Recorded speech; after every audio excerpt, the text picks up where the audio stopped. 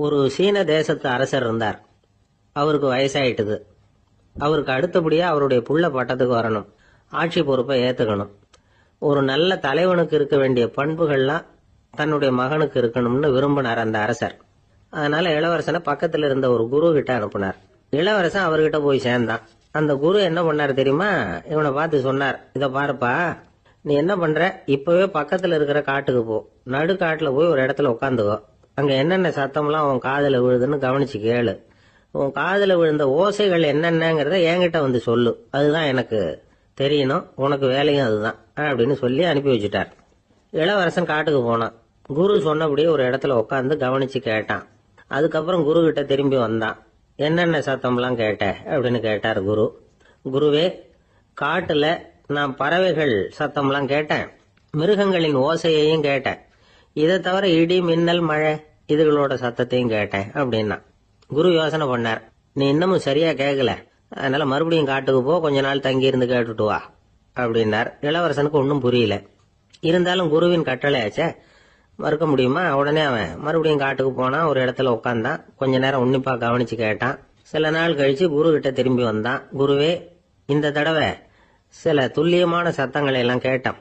தேனி பறக்கிற சத்தம், நீரோடையின் மெல்லிய ஓசை, இதெல்லாம் கேட்டேன்னா. குரு சிரிச்சார். நீ மறுபடியும் காட்டுக்கு போ, இன்னும் சில நாள் அங்க இரு, முழுமையா கவனமா கேட்டுட்டு வா அப்படின்னு சொல்லி அனுப்பி வச்சுட்டார். இளவரசனுக்கு குழப்பம் அதிகமாயிட்டுது. ஒண்ணுமே புரியல. மறுபடியும் காட்டுக்கு போனான். மௌனமா ஒரு இடத்துல உட்காந்துட்டான். அப்படியே தியானத்துல ஆழ்ந்துட்டான். சில நாள்ல அவனுக்கு இதுவரை கேட்காத ஓசைகள்லாம் கேட்க ஆரம்பிச்சுட்டுது. இதைத்தான் நான் கேட்கணும்னு என்னுடைய குரு எதிர்பார்த்திருக்கிறாருங்கிறத புரிஞ்சுக்கிட்டான். உடனே குரு கிட்ட ஓடனான். குருவே, இந்த தடவை காதுகளுக்கு கேட்க முடியாத சில ஓசைகளை கூட என்னால உணர முடிஞ்சுது. பூ மலருகிற ஓசை, சூரியனால பூமி சூடாகிறப்ப எழுகிற ஓசை, காலை பனித்துளி இந்த புல்லுலாம் குடிக்கிற ஓசை, இது எல்லாம் என்னால நல்லா கேட்க முடிஞ்சுது அப்படின்னா. குருவுக்கு இப்பதான் திருப்தி ஏற்பட்டுதான்.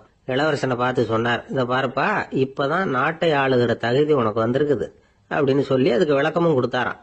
எந்த அரசன் தன்னுடைய மக்களின் எதையும் பேசுகிற மௌன மொழிய, மௌன வார்த்தைகளை கேட்கிறானோ அவன் தான் ஆள தகுதி உள்ளவன். எந்த அரசன் தன்னுடைய மக்களின் உணர்ச்சிகளை உண்மையா உணர்றானோ அவன் தான் முதன்மையான அரசன். போலி வார்த்தைகளை மட்டும் கேட்டுட்டு பல மௌன ராகங்களை காதுல வாங்கிக்காதவன் அரசனே இல்லை. எந்த நாட்டுல எப்போ ஒரு அரசன் தன்னுடைய மக்களின் உணர்ச்சிகளை கேட்க மறுக்கிறானோ அன்னையிலிருந்து அந்த நாடு அழிய தொடங்குது அப்படின்னு அர்த்தம். இதுதான் அந்த குரு இளவரசனுக்கு போதிச்சது. வாயால பேசுறத மட்டும் கேட்டு ஏமாறப்படாது, உணர்ச்சிகளையும் கேட்கறதுலதான் மனப்பக்குவம் உண்டாகும். மக்கள் உணர்ச்சிகளை புரிந்து கொள்ளாத அரசர்கள் நீடிச்சிருக்க முடியாது. அது மாதிரி நாடுகள்ல அடிக்கடி குழப்பம் தான் உண்டாகும். அப்படி இருந்தா அடிக்கடி ஆட்சி மாறிட்டு இருக்கும். அப்படிப்பட்ட ஒரு தேசம், அங்க ஒரு சிறைச்சாலையில 3 கைதிகள் பேசிக்கிட்டு இருந்தாங்க. ஒருத்தன் சொன்னான், நான் இந்த நாட்டு ராஜாவை எதிர்த்து பேசிக்கிட்டு இருந்தேன், அதனால என்ன புடிச்சு கொண்டாந்து இங்க போட்டுட்டாங்க அப்படின்னா ஒருத்தன். இன்னொருத்தன் சொன்னான், நான் இந்த நாட்டு ராஜாவை ஆதரிச்சு பேசிக்கிட்டு இருந்தேன், அதனால என்ன புடிச்சு கொண்டாந்து இங்க தள்ளி விட்டாங்க அப்படின்னா. அது சரி, நீ என்ன தப்பு பண்ண அப்படின்னு சொல்லி 3வது ஆளை பார்த்து இவங்க கேட்டாங்க. அதுக்கு அந்த ஆளு சொல்றான், நான் தான் இந்த நாட்டு ராஜா அப்படின்னா. வாழ்க்கையில வெற்றி பெற என்ன வழி? இது ஒரு முக்கியமான கேள்வி. இதுக்கு எல்லாரும் பொதுவா சொல்ற ஒரு பதில், உழைச்சா வெற்றி பெறலாம் அப்படிங்கிறது தான். வாழ்க்கையில வெற்றி பெற உழைப்பு மட்டும் இருந்தா போதாது, நேர்மையும் வேணும் அப்படிங்கிறார் பால் ஹாஃப்மேன். இவர் யார் தெரியுமா? இவர் ஒரு பெரிய பொருளாதார நிபுணர். 2வது உலகப் போர் முடிஞ்ச சமயம் அப்போ இவர் அமெரிக்காவின் நிதி ஆலோசகரா இருந்தார். தன்னுடைய வாழ்க்கையில நடந்த பழைய நிகழ்ச்சி ஒண்ணு அவர் சொன்னார். இளம் வயசுல படிச்சு முடிச்சதும் அவர் வேலை தேடிட்டு இருந்தாராம். அப்போ ஒரு கால்நடை வைத்தியர்கிட்ட போய் வேலை கேட்டிருக்காரு. இவர் அங்க போன சமயத்துல அந்த டாக்டர் தன்னுடைய பழைய கார் ஒன்ன விற்பனை செய்யறதுக்காக வேற ஒருத்தர்கிட்ட பேரம் பேசிட்டு இருந்தார். வாங்க வந்தவர் இவர்கிட்ட அந்த காரை பற்றின விவரம் எல்லாம் கேட்டுக்கிட்டு இருந்தார். கார் நல்ல நிலைமையில இருக்குமா அப்படிங்கிற கவலை அவருக்கு. எல்லா விவரங்களையும் கேட்டுக்கிட்டு அவர் கடைசியா சொன்னார், டாக்டர், இந்த காரை நீங்களே என்னுடைய ஊருக்கு ஓட்டிட்டு வர வேண்டியது. கார் எந்த ரிப்பேரும் ஆகாம என்னுடைய ஊருக்கு சேர்ந்துட்டுதுன்னா அங்கேயே நான் பணம் கொடுத்து இந்த காரை வாங்கிக்கிறேன் அப்படின்னார்.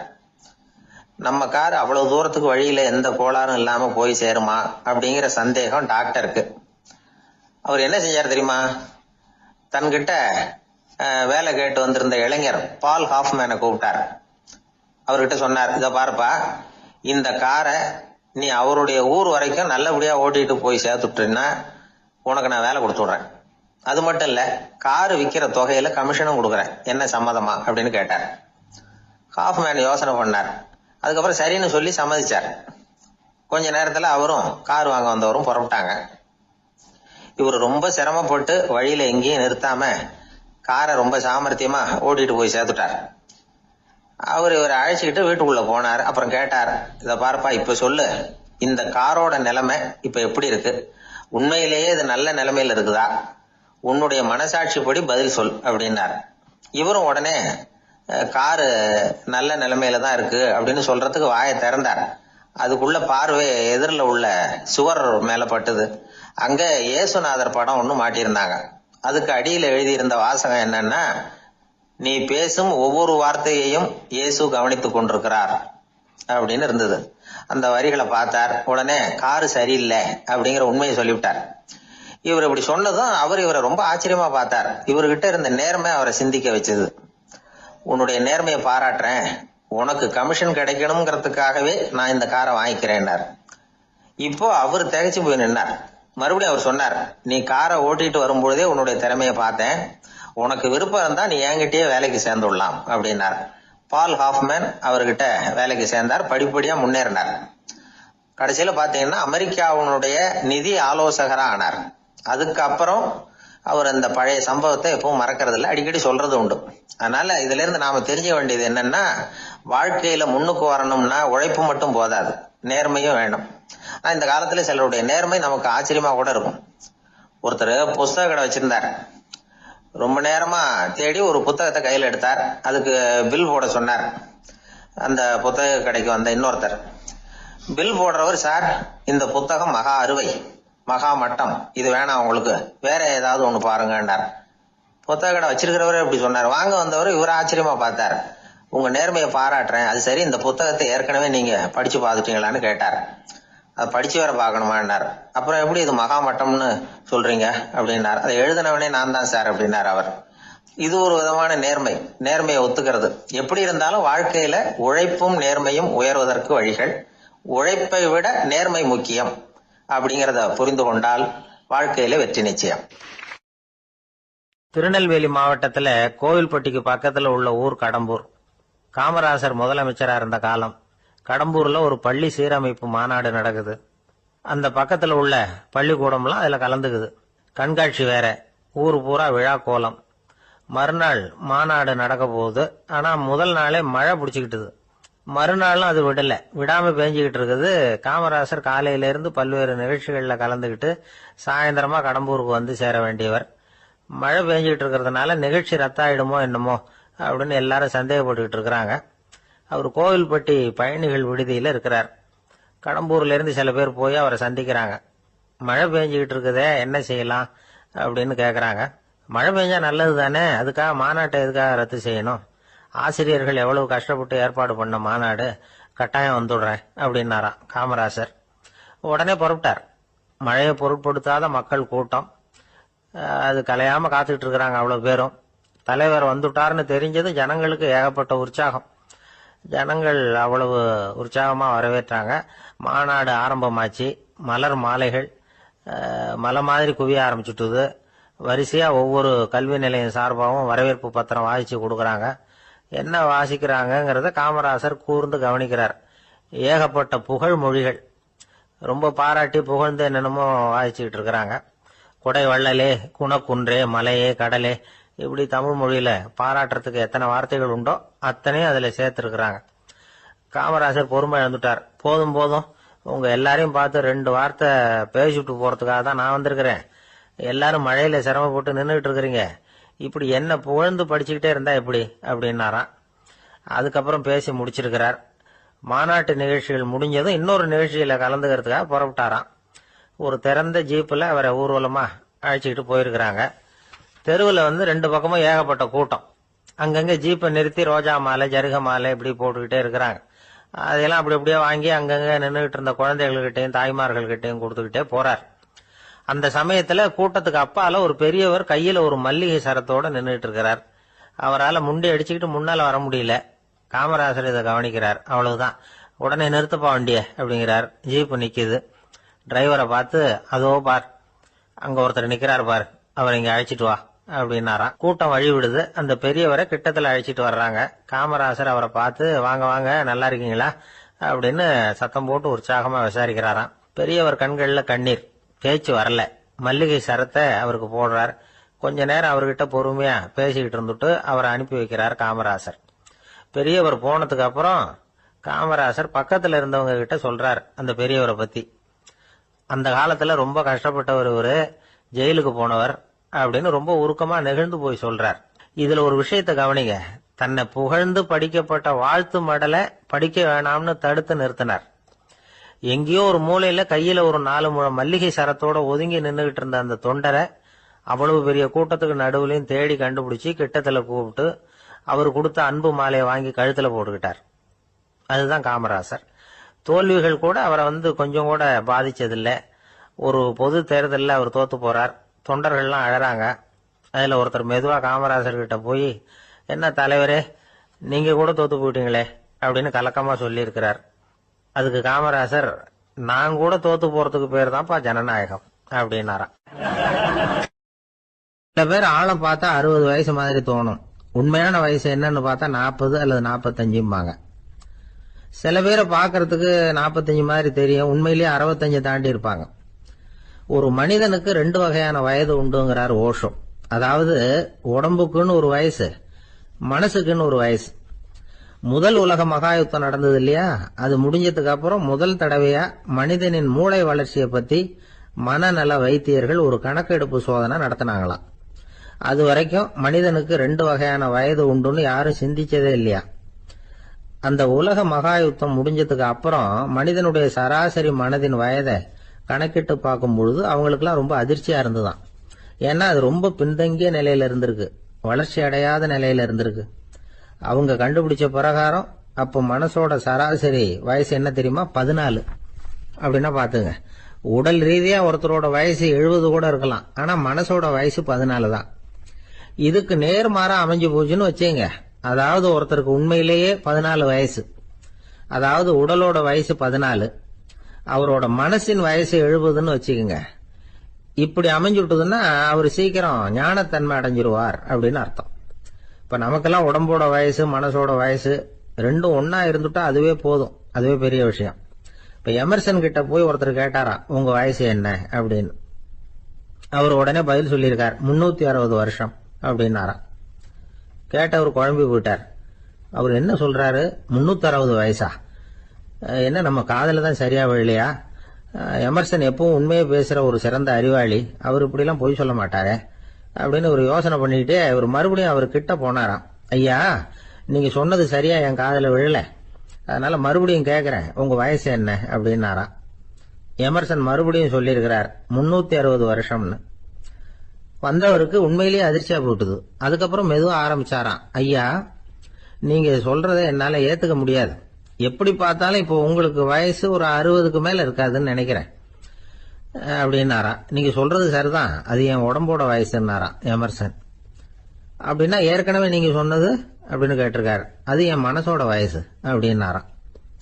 நம்மளை பொறுத்த வரைக்கும் அறிவு தூசு படிஞ்சிருக்கு, அது மாதிரியே அன்பும் மாசுபட்டிருக்கு. இது ரெண்டையும் சுத்தம் பண்ண வேண்டியிருக்குது. அப்பதான் நாம சரியான வயசுல வாழ முடியும். ஒரு ஆசாமி இருக்கிறார், அவருக்கு உடம்போட வயசு அதிகம், மனசோட வயசு ரொம்ப குறைச்சல், குழந்தை மாதிரி. அவர் ஒரு ஆஸ்பத்திரியில படுத்திருக்கிறார். நர்சம்மா எல்லாருக்கும் மருந்து கொடுத்துட்டு போறாங்க. கொஞ்ச நேரம் கழிச்சு திரும்பி வந்தாங்க. அப்ப இவர் அந்த அம்மாவை கூப்பிட்டு சொல்றார், இத பாருங்க சிஸ்டர், நீங்க எல்லாருக்கும் சின்ன சின்ன மாத்திரையா கொடுத்துட்டு எனக்கு மட்டும் நீளமான மாத்திரையா கொடுத்துட்டீங்க, முழுங்கறதுக்கு ரொம்ப கஷ்டமா போச்சு, இனிமே எனக்கும் சின்ன மாத்திரையா கொடுங்க சிஸ்டர் அப்படின்னாராம். அந்த அம்மா உடனே அதிர்ச்சி ஆகி தலையில அடிச்சுக்கிட்டாங்களாம். நான் கஷ்டப்பட்டு மாத்திரையை முழுங்கினத்துக்கு நீங்க ஏமா தலையில தட்டிக்கிறீங்க அப்படின்னு கேட்டிருக்காரு இவர். இதுக்கு அவங்க சொல்லியிருக்கிறாங்க, நான் உங்களுக்கு கொடுத்துட்டு போனது மாத்திரை இல்லைங்க, அது தெர்மாமீட்டர் அப்படின்னாங்களாம். ஆபீஸ்ல வேலை பார்க்கிற ஒருத்தர் வந்தார். பேசாம ஒரு 10 நாள் லீவ் போட்டுடலாமா பாக்குறேன் அப்படின்னார். ஏன்னு கேட்டோம். என்னுடைய மேலதிகாரி ஒரு முசுடு சார், அவர்கிட்ட வேலை பார்க்கறது ரொம்ப கஷ்டமா இருக்குது அப்படின்னார். ஆபீஸ்ல வேலை பார்க்கறவங்க எல்லாம் ஒரு விஷயத்த நல்லா ஞாபகத்துல வச்சுக்கணும். மேலதிகாரிங்கிறவர் ஒரு பெரிய மகான் இல்ல, அவரும் ஒரு மானிட பிறவிதான். சராசரி மனுஷனுக்கு உள்ள பலம் பலவீனம் ரெண்டும் அவருக்கும் உண்டு. அதனால அவரை கொஞ்சம் அனுசரிச்சு போறதுக்கு பழகிறது தான் நல்லது. மேலதிகாரிகள்ல பல வகை உண்டு. அதுல முக்கியமா 3 வகை. அதுல ஒரு வகை எப்படி தெரியுமா? உங்களை ஒரு வேலை செய்யற மெஷினா மட்டுமே நினைக்கக்கூடிய வகை. இவங்கெல்லாம் எப்படின்னா, எங்கேயாவது வெளியூர் போயிருந்தா கூட அங்கிருந்து போன் பண்ணுவாங்க, அந்த வேலை என்னாச்சு, இந்த வேலை என்னாச்சு அப்படின்னு. இவங்களுக்கெல்லாம் உங்க நலனை பத்தியோ உங்க குடும்பத்தை பத்தியோ அக்கறை இருக்காது. நீங்க சொல்ற யோசனை எதுவும் இவங்க கிட்ட எடுபடாது. கொடுத்த வேலையை பாரு, நீ எனக்கு புத்தி சொல்ல வேணாம் அப்படிம்பாங்க. இவங்களை அனுசரிச்சு போறதுக்கு ஒரே வழி, இவங்க எதை சொன்னாலும் சரின்னு சொல்லிவிட்டு வேலையை கவனிக்க வேண்டியதுதான். இவங்க கிட்ட வேற எந்த கேள்வியும் கேட்டுக்கிட்டு இருக்கக்கூடாது. ஆமா சாமி போடுறது கௌரவ குறைச்சல் இல்ல, அது ஒரு அலுவலக சௌகரியம், அவ்வளவுதான். இன்னொரு வகையான மேலதிகாரிகள் எப்படி தெரியுமா? இவங்கெல்லாம் ஆபீஸ் வேலையை பத்தி அதிகமா கவலைப்பட்டுக்கிட்டு இருக்க மாட்டாங்க. தங்களுடைய சொந்த இமேஜ் பாதிக்கப்படக்கூடாதுங்கிறதுலயே கவனமா இருப்பாங்க. இவங்கெல்லாம் அடிக்கடி உங்க நலனை விசாரிப்பாங்க. அதே மாதிரி நீங்களும் அவரை விசாரிக்கணும்னு எதிர்பார்ப்பாங்க. இந்த ரக அதிகாரிகளுக்கெல்லாம் புது வருட வாழ்த்து அனுப்பலாம், பிறந்த நாள் வாழ்த்து அனுப்பலாம். அவருக்கு எங்கேயாவது ஒரு பாராட்டு விழா நடந்தா முதல் வரிசையில போய் உட்காந்து உங்க முகத்தை காட்டலாம். ஆபீஸ் வேலையை மட்டுமே பாக்குற பணியாளர்கள் இது மாதிரி அதிகாரிகள் கிட்ட நல்ல பேர் வாங்க முடியாது. இன்னொரு வகையான மேலதிகாரிகள் உண்டு. அவங்க எப்படின்னா, ஆபீஸ் வேலையை பத்தியும் கவலைப்பட மாட்டாங்க, தனக்கு கீழே வேலை பார்க்கறவங்கள பத்தியும் கவலைப்பட மாட்டாங்க. எக்காரணம் கொண்டும் தன்னுடைய பொசிஷனுக்கு ஆபத்து வந்துடக்கூடாதுன்னு நினைக்கக்கூடியவங்க இவங்க. இவங்களால கடுமையான வேலை செய்யவும் முடியாது, தீர்மானிக்கவும் முடியாது. எந்த முடிவையும் எடுக்காம அப்படியே தள்ளி போட்டுக்கிட்டே போடுவாங்க எல்லாத்தையும். இதனால என்ன ஆகும்னா, இவருக்கு கீழே வேலை பார்க்கிற உங்களுக்கு பொறுப்பு அதிகமாயிடும். இவங்க கிட்ட போய் பிரச்சனையை மட்டும் சொல்லி பிரயோஜனம் இல்லை, அதுக்கான முடிவுகளை நீங்களே சொல்லணும். அப்பதான் இது மாதிரி அதிகாரிகள் கிட்ட நல்ல பேர் வாங்கலாம். அட்லீஸ்ட் கெட்ட பேர் வாங்காமலாவது காலம் தள்ளலாம். ஆபீஸ்ல வேலை பார்க்கறவங்க முக்கியமா சில விஷயங்களை ஞாபகத்துல வச்சுக்கணும். ஆபீஸ்ல நடக்கிற நல்லது கெட்டது எதுவா இருந்தாலும் உடனடியா மேலதிகாரி கிட்ட தெரிவிக்கிறது நல்லது. 3வது மனிதர் மூலமா அதை அவர் தெரிஞ்சுக்கிறது அவ்வளவு நல்லது இல்லை. எந்த மேல் அதிகாரியுமே தான் இந்த சர்பாஸ் செய்யப்படுறத விரும்புறதில்லை. அதனால அவருக்கு தெரியாம மேலிடத்துக்கு மணி எழுதி போடக்கூடாது. அப்படி எழுதி போடுறவங்க சில பேர் இருக்கிறாங்க. நீங்களும் உங்க மேலதிகாரியும் தொழில் ரீதியா ஒரே படிப்பு படிச்சவரா இருக்கலாம். அப்படி இருந்ததுன்னா அட்ஜஸ்ட் பண்ணி போறது கொஞ்சம் கஷ்டம்தான். இதை மனசுல வச்சுக்கிட்டு நடந்துக்கணும். உங்களுக்கும் அவருக்கும் அபிப்பிராய பேதமா, அது அவருக்கும் உங்களுக்கும் உள்ள தனிப்பட்ட பிரச்சனை, அதை விளம்பரப்படுத்திட்டு இருக்க கூடாது. அது அவருடைய கோபத்தை கிளறும். உங்க மேலதிகாரி உங்க கூட படிச்சவரா இருக்கலாம், அதுக்காக அவரை எல்லாருக்கும் முன்னாடி அடைய கிச்சாமி எப்படிடா இருக்க அப்படின்லாம் கேட்டுக்கிட்டு இருக்க கூடாது. பொதுவா யாரும் அதை விரும்புறதில்ல. இவ்வளவையும் உங்க மனசுல வச்சுக்கிட்டு கொஞ்சம் சாமர்த்தியமா நடந்துகிட்டீங்கன்னா ஆபீஸ் உங்களுக்கு அவஸ்தையா இருக்காது, ஆனந்தமா இருக்கும். ஒரு மேலதிகாரி தன்கிட்ட வேலை பார்க்கிற ஒருத்தரை பத்தி ரொம்ப பெருமையா சொன்னாராம். எங்க ஆபீஸ்ல எவ்வளவோ பேர் வேலை பார்க்கறாங்க, எல்லாரும் தினமும் ஏதாவது பிரச்சனைகளை சொல்லிட்டு இருப்பாங்க. ஆனா இவர் ஒருத்தர் மட்டும்தான் இது வரைக்கும் என்கிட்ட எந்த பிரச்சனையும் சொன்னதே இல்லை. அவர் பாட்டுக்கு வருவார், வேலை பார்ப்பார், போயிடுவார் அப்படின்னாராம். நான் உடனே அவ்வளவு பெருமைக்குரிய அந்த ஊழியரை பார்த்து கேட்டேன், ஏன்பா உன்னுடைய மேலதிகாரி கிட்ட நீ எந்த பிரச்சனையும் கொண்டுகிட்டு போறதே இல்லையாமே அப்படின்னு கேட்டேன். அதுக்கு அவர் சொல்றாரு, ஆமாங்க, அது ஏன்னா அவரால் எந்த பிரச்சனையுமே தீர்க்க முடியாதுங்கிறது எனக்கு நல்லா தெரியும், அதனால அப்படி செய்யறேன், வேற ஒண்ணும் இல்லை அப்படின்னார் ரொம்ப பொறுமையா.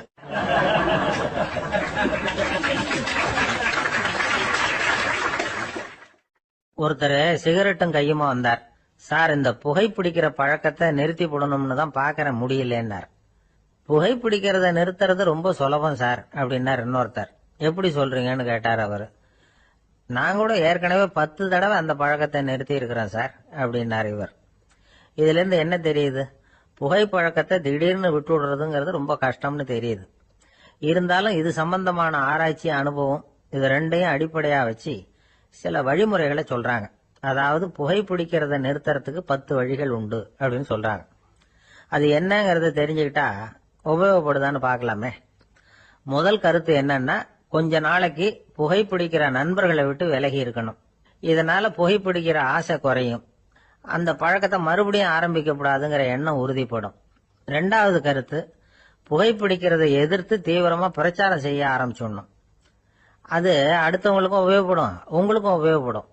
உங்க உள்ளுணர்வை அது தூண்டும், உங்களை உறுதி கொள்ள வைக்கும். 3வது கருத்து என்னன்னா, தினமும் 2 தடவை குளிக்கணும். எப்படி தெரியுமா? முதல்ல வெதுவெதுப்பான தண்ணீர், அப்புறம் குளிர்ந்த தண்ணீர், இப்படி மாறி மாறி குளிக்கணுமா. 4வது கருத்து, உடற்பயிற்சிகள் செய்யணும். மூச்சு வாங்குற மாதிரியான பயிற்சிகள் ரொம்ப நல்லதான். பிராணாயாமம் அப்படிங்கிற மூச்சு பயிற்சி ரொம்ப நல்லதுங்கிறாங்க. அப்புறம் 5வது கருத்து, சாப்பாடு மிதமா இருக்கணும், சீரா இருக்கணும். பச்சை காய்கறிகள், பழங்கள் சாப்பாட்டுல சேர்த்துக்கலாம். அடிக்கடி கொஞ்சம் கொஞ்சமா சாப்பிட்டு ரத்தத்துல சர்க்கரையின் அளவை பராமரிக்கணும். இது நரம்புகளை அமைதிப்படுத்தும். 6வது கருத்து என்னன்னா, ரொம்ப நேரம் பசியோட இருக்கக்கூடாது. புகைப்பிடிக்கிறத நிறுத்த முயற்சி செய்யும் பொழுது எடை குறைப்பு நடவடிக்கைகளை மேற்கொள்ளக்கூடாது. 7வது கருத்து, காப்பி, தேநீர், மதுபானம், அப்புறம் போதைப் பொருள்கள் கலந்த உணவுகள் இதெல்லாம் வேணாம். புகைப்பிடிக்கிறத அதெல்லாம் ஊக்கப்படுத்தும். கடுகு, மிளகு, அப்புறம் காரமான பொருள்களை தவிர்க்கணும். உப்பு அளவை குறைக்கணும். தினமும் 10 குவளை தண்ணீராவது குடிக்கணும். வெறும் தண்ணி புகைப்பிடிக்கிற ஆவலை தணிக்குதான். 8வது கருத்து, கையில சிகரெட்டு, புகையில ஏதாவது இருந்தா உடனே தூக்கி எறிஞ்சிருங்க. அது கையில் இருக்கிற வரைக்கும் புகைப்பிடிக்கிற ஆசை வந்துகிட்டே இருக்கும். 9வது கருத்து என்னன்னா, இறை நம்பிக்கை உள்ளவங்க புகைப்பிடிக்கிற எண்ணம் வர்றப்போவெல்லாம் பிரார்த்தனை செய்ய ஆரம்பிச்சுடலாம். 10வது கருத்து, உங்களுக்கு ரொம்பவும் வேண்டியவங்க யாரோ அவங்க கிட்ட எல்லாம் நீங்க புகைப்பிடிக்கிறத நிறுத்தி விட்டதா சொல்லிவிடுங்க. இந்த 10 வழிகளையும் கடைபிடிக்க ஆரம்பிச்சுட்டா புகைப்பிடிக்கும் பழக்கத்தை நிறுத்தி விடலாம் அப்படின்னு சொல்றாங்க அனுபவப்பட்டவங்க. முயற்சி பண்ணி பார்க்கலாம். ஒரு முக்கியமான இடத்துல நின்றுகிட்டு இருந்தார் ஒருத்தர். அங்க இன்னொருத்தர், ஏன் சார் இந்த இடத்துல சிகரெட் பிடிக்கலாமா அப்படின்னு அனுமதி கேட்டார். இந்த இடத்துல சிகரெட் பிடிக்க கூடாதுங்க அப்படின்னாரு இவர். நீங்க இப்படி சொல்றீங்க, ஆனா இந்த இடத்துல கீழே நிறைய சிகரெட் துண்டுகள் கிடக்குதே, அவங்கெல்லாம் யாரு? அவங்கெல்லாம் உங்க மாதிரி என்கிட்ட அனுமதி கேட்காதவங்க அப்படின்னாராம் இவர். ஒரு ஊர்ல ஒரு பெரிய ஞானி இருந்தார். அவர் படுக்கையில இருந்தார். இன்னும் கொஞ்ச நேரம் தான் அவர் இந்த உலகத்துல இருக்க போறார். அவரை சுத்தி ஏகப்பட்ட கூட்டம். ஏற்கனவே அவருடைய உபதேசங்களை கேட்டவங்க பல பேர் அவரை சுத்தி நிக்கிறாங்க. அந்த ஞானி மெதுவா கண்ணை திறந்து பாக்குறார். எல்லாரும் அவருடைய கடைசி வார்த்தையை கேட்கறதுக்காக அவளோட காத்துக்கிட்டு இருக்கிறாங்க. அந்த ஞானி மெதுவா பேச ஆரம்பிச்சார். நான் என்னுடைய வாழ்நாள் பூராவும் உங்களுக்கு நிறைய போதனைகள் சொல்லிட்டு இருக்கிறேன். பேரானந்தம், மகிழ்ச்சி, தியானத்தன்மை இதை பத்தி எல்லாம் சொல்லி இருக்கிறேன். இப்போ நான் வேற ஒரு கரைக்கு போயிட்டு இருக்கிறேன். நான் இனிமே இந்த கரையில இருக்க மாட்டேன். நீங்க நான் சொன்னதையெல்லாம் கேட்டீங்க, ஆனா எதையும் நீங்க நடைமுறைப்படுத்தி பார்க்கல. எல்லாம் கேட்டதோட சரி, அதோட விட்டுட்டீங்க. அப்புறம் அதை தள்ளி போட்டுக்கிட்டே வந்துட்டீங்க. மேலும் அதை தள்ளி போடுறதுல எந்த பிரயோஜனமும் கிடையாது. இப்ப நான் போய்கிட்டு இருக்கிறேன். உங்கள யாராவது என்னோட வர்றதுக்கு தயாரா அப்படின்னு கேட்டார். அவ்வளவுதான், யாரும் வாய திறக்கல. ஒரே மௌனம், சத்தமே இல்ல. ஒருத்தர் பார்த்துக்கிட்டே நிக்கிறாங்க. அந்த கூட்டத்துல ஒரு ஆள் அந்த ஞானி கூடவே 40 வருஷத்துக்கு மேல இருந்திருக்கிறான். அவனும் வாயை திறக்காம இன்னொருத்த முகத்தை பார்த்துக்கிட்டே நிக்கிறான். இந்த சமயத்துல பின்னாடி நின்றுட்டு இருந்த ஒருத்தன் கையை தூக்கினான். ஞானி அவனை பார்த்தார். சரி, ஒருத்தனுக்காவது நம்மோட வர்றதுக்கு தைரியம் இருக்குது அப்படின்னு நினைச்சார். ஆனா அந்த ஆள் என்ன சொன்னான் தெரியுமா? ஐயா, நீங்க கேக்குறப்போ நான் உடனே எழுந்திருக்கல, கையை மட்டும்தான் தூக்கினேன். என்ன காரணம்னா, நான் எப்படி அடுத்த கரைக்கு சேர்றதுங்கிறது தெரிஞ்சுக்கிறதுக்காகத்தான். அந்த விவரத்தை மட்டும் இப்ப உங்ககிட்ட இருந்து நான் தெரிஞ்சுக்க ஆசைப்படுறேன். ஏன்னா இப்ப நான் உங்க கூட வர்றதுக்கு தயாரா இல்ல. எவ்வளவோ காரியங்களை நான் இன்னும் இங்க முடிக்க வேண்டி இருக்குது. வீட்டுக்கு ஒரு விருந்தினர் வந்திருக்கிறார். என்னுடைய இளைய மகனுக்கு கல்யாணம் பண்ணி வைக்கணும். அதனால இன்னைக்கு உங்க கூட வர முடியாது. அது மட்டும் இல்ல, இப்போ உங்க கூட அடுத்த கரைக்கு வந்தா திரும்பி வர முடியாதுன்னு வேற சொல்றீங்க. அதனால இப்ப நான் வரல. இன்னொரு நாள் நிச்சயமா நான் வர்றேங்க, உங்களை சந்திக்கிறேன். அதனால இப்ப நீங்க இன்னொரு தடவை எங்களுக்கு விளக்கமா சொல்லணும். ஏற்கனவே பல தடவை சொல்லி இருக்கிறீங்க. தயவு பண்ணி இப்போ ஒரு தடவை சொன்னீங்கன்னா சௌரியமா இருக்கும். அந்த அடுத்த கரையை அடையிறது எப்படி? இப்போ ஒரு தடவை அதை விளக்கமா சொல்லிட்டீங்கன்னா நல்லா ஞாபகப்படுத்திக்குவேன். அது சரியான சமயம் வர்றப்போ இது எனக்கு உதவியா இருக்கும் அப்படின்னு நானா. ஆனா உண்மை என்ன தெரியுமா? அந்த சரியான சமயம் வரவே இல்லை அப்படிங்கறது தான் உண்மை. இப்படி அந்த கதை முடியும். இந்த கதை அந்த ஒரு ஆளுக்கு மட்டும் இல்ல, கிட்டத்தட்ட எல்லாருக்குமே அது பொருந்தும் அப்படிங்கிறாங்க விவரம் தெரிஞ்சவங்க. எல்லாருமே அந்த சரியான தருணத்துக்காக தான் காத்துக்கிட்டு இருக்கிறாங்களாம். அதுக்காக ஜோசியம் பாக்குறாங்க, கைரேகை பாக்குறாங்க. நாளைக்கு என்ன நடக்கும்ங்கிற ஆவல்ல எல்லாரும் காத்துக்கிட்டு இருக்கிறாங்க. ஆனா அந்த ஒரு நாள் ஒருபோதும் வரப்போறது இல்ல.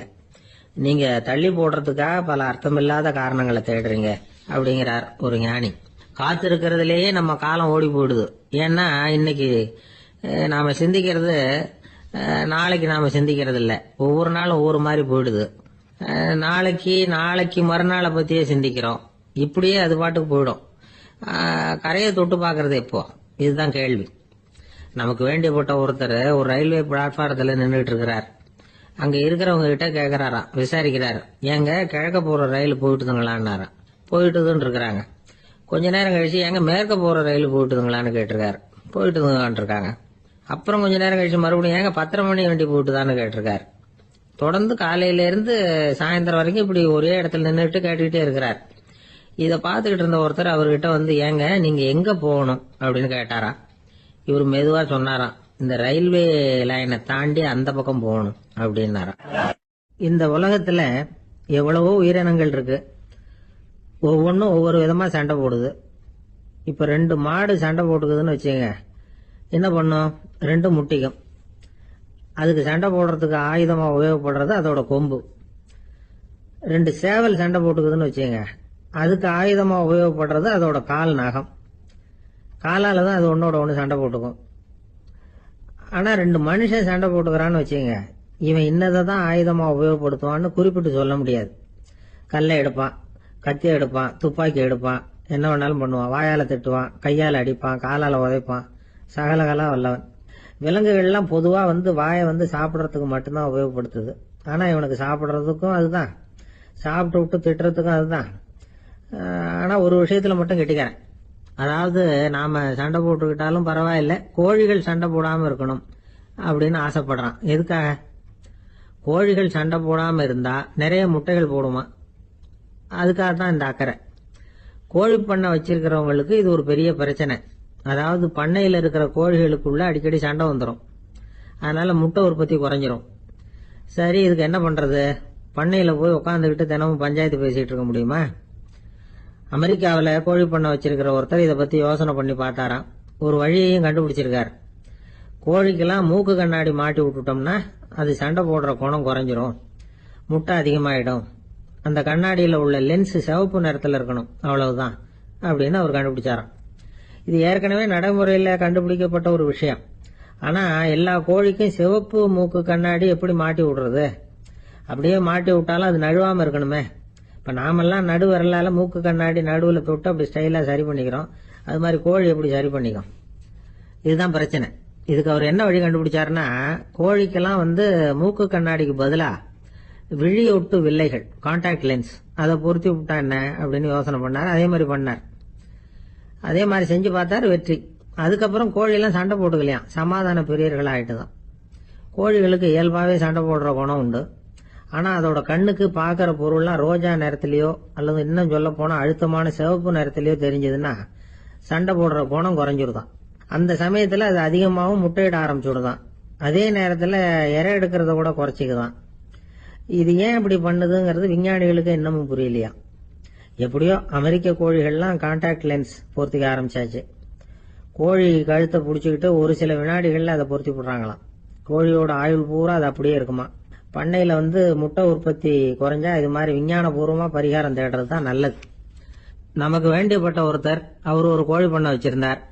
அந்த பண்ணையில பாதி கோழி திடீர்னு செத்து போச்சு. உடனே ஒரு கால்நடை மருத்துவர்கிட்ட போக வேண்டியது தானே, அங்க போகல. உள்ளூர்ல மந்திரம் பண்ணிட்டு இருந்த ஒரு சாமியார் கிட்ட போனார். அவர் காலில் விழுந்தார். சாமி, என் பண்ணையில பாதி கோழி செத்து போட்டுதுன்னார்.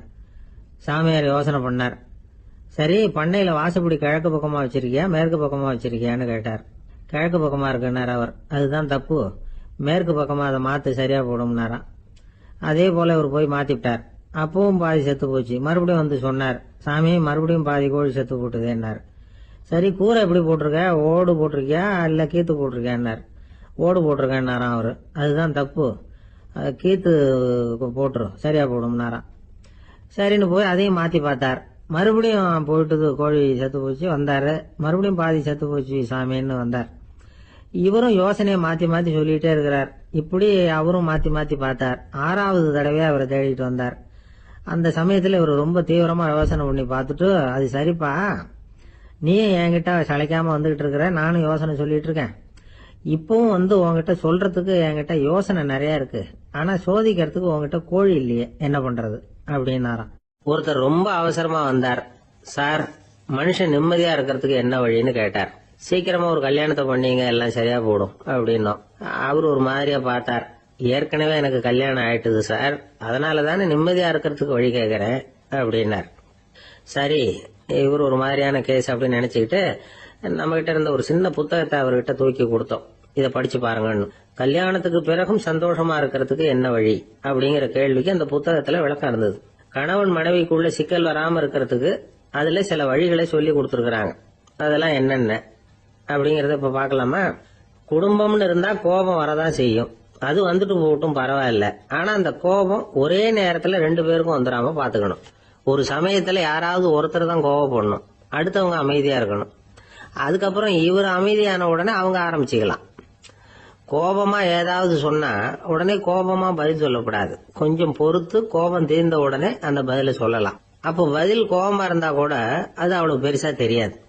அற்ப விஷயத்துக்கெல்லாம் காய்ச்சி மூச்சுன்னு கத்திட்டு இருக்க கூடாது. உங்க 2 பேருக்குள்ள ஒரு தர்க்கம் ஆரம்பம் ஆயிட்டுதுன்னு வச்சுக்கோங்க. கடுமையா 2 பேரும் விவாதம் பண்றீங்க. உங்கள ஒருத்தர் இதுல ஜெயிக்கணும்னா அது நீங்களா இருக்க வேணாம், அடுத்தவங்க ஜெயிக்கிறதுக்கு நீங்க துணையா இருங்களேன். அப்படின்னா நீங்க கொஞ்சம் விட்டு கொடுக்கணும், அவ்வளவுதான். ஏதாவது குத்தம் சொல்லணுமா, செஞ்ச தப்ப சுட்டி காட்டணுமா, விமர்சனம் பண்ணணுமா, பண்ணுங்க, வேணான்னு சொல்லல. ஆனா சொன்னதை அப்படி சொல்றத கொஞ்சம் அன்பா இதமா சொல்லுங்க. எப்போ நடந்த தவறுகளை எல்லாம் இப்ப போய் மறுபடியும் ஞாபகப்படுத்திட்டு இருக்க வேண்டாம். நான் அப்பவே சொன்னேன் இந்த புடவை வேணாம்னு, நீங்க தான் கேட்கல, இப்ப பாருங்க கிழிஞ்சு போச்சு இப்படின்னு கத்துனாங்க ஒரு அம்மா. எப்ப சொன்னீங்கன்னு கேட்டா ஒரு 10 வருஷத்துக்கு முன்னாடி தீபாவளி சமயத்துல அப்படிங்கிறாங்க. அது என்ன இன்னும் அப்படியே புதுசாவே இருக்கும்? உங்களுக்கு அவரு தான் பெருசு, அவருக்கு நீங்க தான் பெருசு. அதை விட இந்த உலகத்துல வேற எதுவும் முக்கியம் இல்லைன்னு நினைக்கணும். நீதான் என்னுடைய உலகம்னு எத்தனை தடவை சொல்லியிருப்பீங்க? அதெல்லாம் வெறும் வசனமா போயிடக்கூடாது. ஏதாவது ஒரு பிரச்சனையை பத்தி கடுமையா விவாதம் பண்ணிட்டு இருக்கீங்க, அதை அப்படியே பாதியில விட்டுட்டு படுக்கைக்கு போயிடக்கூடாது. சுச்சத்தை நாளைக்கு பேசிக்கலாம்னு. அப்படி போனா தூக்கம் வராது. பிரச்சனையை ஒரு முடிவு பண்ணிக்கிட்டு அதுக்கப்புறமா தூங்க போகணும். ஒரு நாள்ல ஒரு தடவையாவது உங்க ஜோடியை பாராட்டி நல்ல விதமா கனிவா ஒரு வார்த்தை சொல்லணும் அப்படின்னு தீர்மானம் பண்ணீங்க. ஏதாவது தப்பு பண்ணிவிட்டீங்கன்னா பரவாயில்ல, அதை ஒத்துக்கிறதுக்கும் மன்னிப்பு கேட்கறதுக்கும் தயாரா இருக்கணும். அது ஒன்றும் கேவலம் கிடையாது. வீட்டுக்குள்ளதானே கேட்க போறீங்க, வெளியில யாருக்கு தெரிய போகுது? எப்படியோ உங்களுக்குள்ள ஒரு சமரசம் ஆனா சரிதான். ஒரு தகராறுன்னு எடுத்துக்கிட்டா குறைஞ்சபட்சம் அதுக்கு 2 பேர் தேவை. தனியாவே உட்காந்துக்கிட்டு நான் இப்ப தகராறு பண்ணிட்டு இருக்கிறேன் அப்படின்னு யாரும் சொல்ல முடியாது. 2 பேர் தகராறு பண்றாங்கன்னா பொதுவா அந்த 2 பேர்ல யாரு அதிகமா பேசுறாங்களோ அவங்க பேர்ல தான் தப்பு இருக்கும். அதை மனசுல வச்சுக்கணும். இதெல்லாம் தான் அந்த புத்தகத்துல போட்டிருக்கிற வழிமுறைகள். இவ்வளவும் சரியா வரலன்னா அப்புறமா சொல்லுங்க, வேற புத்தகம் ஏதாவது இருக்கான்னு தேடுவோம். ஒரு கணவன் தன்னுடைய மனைவியை அழைச்சிட்டு ஒரு மனோதத்துவ டாக்டர் கிட்ட வந்தாரா. டாக்டர், எங்களுக்கு கல்யாணம் ஆகி 30 வருஷ காலமா நாங்க ஒரு விஷயத்துல கூட ஒத்து போனதில்லை அப்படின்னு ஆரம்பிச்சார். உடனே அந்த அம்மா குறுக்கிட்டு, அது 30 வருஷம் இல்ல 32 வருஷம் அப்படின்னாங்களாம்.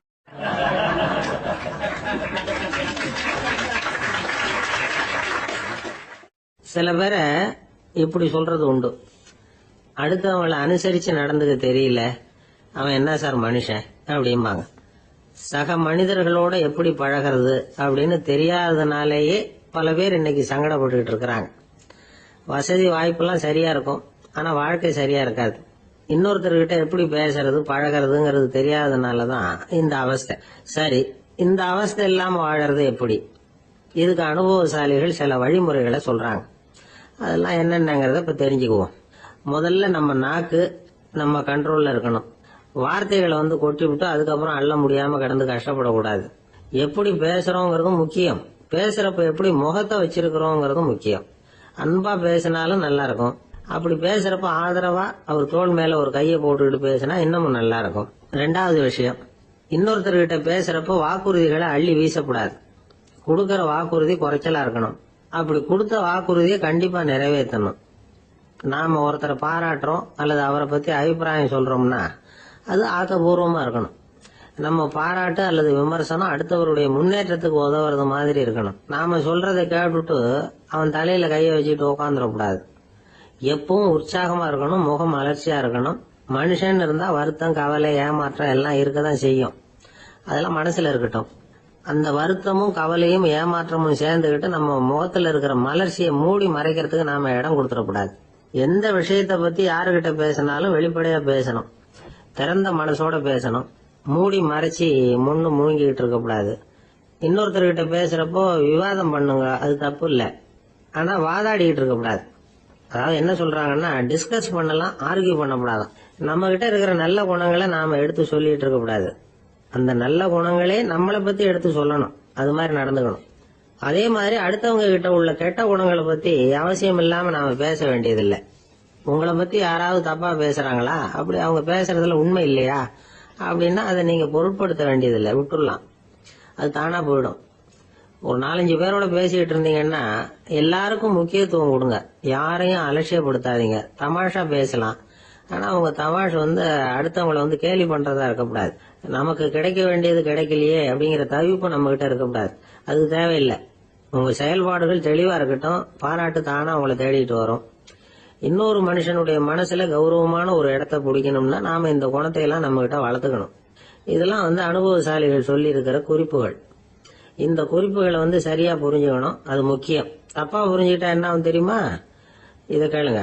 ஒருத்தர் வந்தார், சார் அடுத்தவங்க தோள் மேல கைய போட்டுக்கிட்டு அன்பா பேசணும்னு சொன்னீங்க, அப்படிதான் பேசினேன். அவரு முதுக கூட தட்டி கொடுத்தேன், என் வேலை போயிட்டுது சார், வீட்டுக்கு அனுப்பிச்சுட்டாங்க அப்படின்னார். யாருகிட்ட அப்படி பேசுனீங்கன்னு கேட்டோம். என் முதலாளி கிட்ட சார் அப்படிங்கிறார் ரொம்ப சோகமா.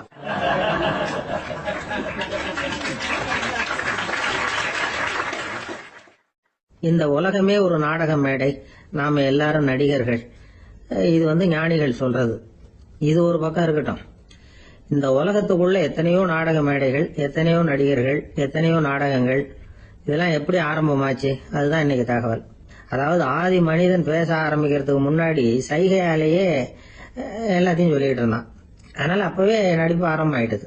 முதல்ல ஒரு வேட்டையத்தான் அவன் நடிச்சு காட்டியிருப்பான். இவன் எப்படி போனான், எதிரில் மிருகம் எப்படி வந்தது, அதோட எப்படி சண்டை போட்டான், எப்படி அடிச்சு கொண்டுட்டு வந்தான், இது அப்படியே மற்றவங்களுக்கு நடிச்சு காட்டியிருப்பான். ஏன்னா மொழி கிடையாது. இந்த காலத்துல எல்லாம் நாடகங்கள்ல நடிக்கிறவங்கள நடிகர்கள்ங்கிறோம். ஒரு காலத்துல உங்களுக்கு என்ன பேரு தெரியுமா? திஸ்பியர்கள் அப்படின்னு பேராம். இதுக்கு காரணம் உண்டு. அதாவது 2000 வருஷத்துக்கு முன்னாடி கிரீஸ் நாட்டுல திசிபியஸ் அப்படின்னு ஒரு ஆள் இருந்தான். அவன் ஒரு பெரிய நாடக கலைஞன். அவன் சில இளைஞர்களை சேர்த்துக்கிட்டான், பயிற்சி கொடுத்தான், நாடக குழுவை உருவாக்கினான். நடிகர்களையும் நாடகத்துக்கு தேவையான பொருள்களையும் ஏற்றிக்கிட்டு போறதுக்கு ஒரு வண்டியையும் தயார் பண்ணான். அந்த வண்டியிலேயே அவன் கிரேக்க நாடு பூராவும் சுத்தினான். ஊர் ஊரா நாடகம் போட்டான். ஒரு ஊருக்கு போனதும் அங்க நாடகம் நடத்த தியேட்டர் இருக்கா அப்படிங்கன்னு எல்லாம் பாக்குறது இல்ல அவன். ஏன்னா அப்போலாம் தியேட்டர்னா என்னன்னு தெரியாது. நாடகம்னா அது ஒரு மூடிய கொட்டைக்குள்ளதான் நடத்தணுங்கிறது அப்ப யாருக்குமே தோணல. இந்த வண்டி போகும், அதுவே ஒரு பகுதி அப்படியே ஒரு மேடை மாதிரி விரிச்சுக்கும். அதுல ஏறி நின்றுகிட்டு நாடகத்தை நடிச்சு காட்டுவாங்களாம். மக்கள்லாம் எதிரில் தரையில உட்காந்து அதை பார்த்துக்கிட்டு இருக்கிறது. உலகத்தின் முதல் நடமாடும் தியேட்டர் இதுதானா. இந்த திசிபியஸ் தான் முதலா உலகத்துல நாடகம்ங்கிற பொழுதுபோக்க நடத்தி காட்டினவன் அப்படின்னு சொல்றாங்க. அவன் சொந்தமா நாடகம் எழுதுனா, நடிச்சான், நாடகத்தை இயக்கினான். அதனாலதான் அவனை first man of the theatre அப்படின்னு சொல்லுவாங்க. அவன் தான் நாடக மேடையின் முன்னோடி. கிரேக்கர் காலத்திலேயே நாடக ஆசிரியர்கள், நடிகர்கள், ரசிகர்கள் இவங்கெல்லாம் உருவாயிட்டாங்களாம். நாடகத்தின் சரித்திரத்துல இந்த 3 பிரிவும் ரொம்ப முக்கியம். அதாவது கிரேக்க தியேட்டர்கள்லாம் திறந்த வெளி மேடைகள் தான். பெரும்பாலும் மலைச்சரிவுகள், அதுவே படிப்படியா பண்ணிருப்பாங்க. கீழே அரைவட்ட வடிவில் மேடை, அதுக்கு ஆர்கெஸ்ட்ரான்னு பேரு. பிற்காலத்துல இதுல உட்கார்ந்து இசைக்குழுவினர் வாய்ச்சதுனால இசைக்குழுவுக்கே ஆர்கெஸ்ட்ராங்கிற பேர் வந்துட்டுது. இப்போ கிரேக்க தியேட்டர்கள்ல ஒண்ணு, அதோட காலம் கிமு 340. அதை இன்னமும் பாதுகாத்து வச்சிருக்கிறாங்களாம். எபிடாரஸ் அப்படிங்கிற இடத்துல அது இருக்குதான். இன்னும் அந்த தியேட்டரை பயன்படுத்திட்டு வர்றாங்களாம். சிறந்த கிரேக்க நாடகங்கள்லாம் அங்க நடிக்கிறாங்களாம். ஆரம்ப காலத்திலேயே கட்டணம் கிடையாது. அப்புறம் பின்னாடிதான் நுழைவு கட்டணம்லாம் அப்படியே வந்துட்டுதான். நடிகர்கள் பளபளப்பான ஆடைகள் உடுத்தி இருப்பாங்களாம். இந்த குதிகால் உயர்ந்த காலணிகள் போட்டிருப்பாங்களாம். இதெல்லாம் பழைய குறிப்புகள். பலவிதமான உருவங்கள்ல மாஸ்க் அப்படின்னு சொல்லப்படுற முகமூடி. அதனால ஒரே நடிகர் பல வேடங்கள்ல நடிக்கிறது உண்டான். ஆரம்பத்துல பெண் நடிகர்கள் கிடையாது, எல்லாம் ஆண் நடிகர்கள் தான். ரோமானியர்கள் தான் முதல் நிரந்தர நாடக மேடையை கட்டினவங்க. அதுதான் முதல் தியேட்டர். கிமு 1048 காலகட்டத்துல பாம்பிங்கிற நகரத்துல அதை கட்டியிருக்கிறாங்களாம். கிரேக்க ரோமானிய தியேட்டர்களின் அடிப்படையிலேயே இந்த இத்தாலிய வடிவமைப்பாளர்கள் இந்த குதிரை லாட வடிவில் ஒரு ஆடிட்டோரியத்தை உருவாக்கினாங்களாம். இப்படி அதை பத்தி நிறைய தகவல் இருக்குது. 1576 லண்டன்ல இந்த வின்ஸ்பர்ரி, அப்புறம் இந்த பில்ட்ஸில், அப்புறம் ஜேம்ஸ் இப்படிங்கிற ஒரு முயற்சியால தான் இங்கிலாந்துல முதல் தியேட்டர் உருவாச்சான். அப்படி ஒருத்தர் இருந்தாராம். உலக நாடக மேடையின் வரலாறு இதுதான். அதாவது இப்பெல்லாம் அறிவியல் வளர்ச்சி அதிகமாயிட்டுது. திரைப்படம், தொலைக்காட்சி எல்லாம் வந்தாச்சு. ஒவ்வொரு வீடுமே ஒரு குட்டி தியேட்டர் மாதிரி ஆயிட்டுது. தொலைக்காட்சி முன்னாடி உட்காந்து எழுந்திருக்கவே மனசு வர்றதில்லை. ஒரு அம்மா ஒரு மனோதத்துவ டாக்டரை தேடிட்டு வந்தாங்களாம் இந்த காலத்துல. டாக்டர், எங்க வீட்டுக்காரரு எப்ப பார்த்தாலும் டிவி முன்னாடி உட்காந்துக்கிட்டு அதையே வெறிச்சு பார்த்துக்கிட்டு இருக்கிறார், உத்து பார்த்துக்கிட்டு இருக்கார், எனக்கு சந்தேகமா இருக்குன்னாங்களாம். இது மனக்கோளாறு இல்லைங்க, ஆர்வ கோளாறு, அவ்வளவுதான், இதுக்காக பயப்படாதீங்கன்னாராம் டாக்டர். அப்படி இல்ல டாக்டர், டிவி ஓடும் பொழுது நாம எல்லாம் அதை பாக்குறோம் சரி, ஆனா அவர் அப்படி இல்ல, டிவியை நிறுத்தினதுக்கு அப்புறமும் அதையே உத்து பார்த்துட்டு உட்காந்துருக்கிறார், அதனாலதான் சந்தேகப்பட்டு உங்ககிட்ட வந்தேன் அப்படின்னாங்களாம்.